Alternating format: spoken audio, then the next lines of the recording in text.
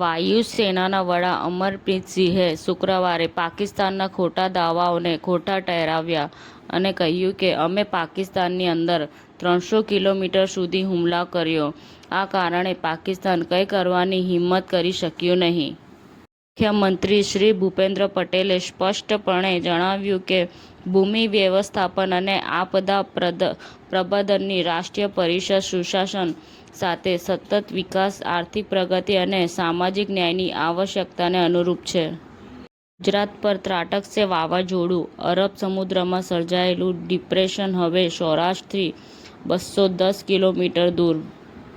આવકવેરા વિભાગે અદાણી ગ્રુપને મોટો ફટકો માર્યો છે. આવકવેરા વિભાગે એસએસસી લિમિટેડ પર કુલ 23.7 કરોડ રૂપિયાનો 2 અલગ અલગ દંડ ફટકાર્યો. રાજસ્થાન અને મધ્યપ્રદેશમાં કફ સિરપનો કહેર યથાવત છે. મધ્યપ્રદેશમાં 9, રાજસ્થાનમાં 2 બાળકો કફ સિરપ પીધા પછી 11 બાળકોના મોત. ખેડૂતોની આવક વધશે, દેશના ડેરી ક્ષેત્રમાં 70% વધારો થયો છે. અમિત શાહ. મુખ્યમંત્રી મોહન યાદવે ખેડૂતોને રાહત આપી, તેમના ખાતામાં 653 કરોડ ટ્રાન્સફર કર્યા.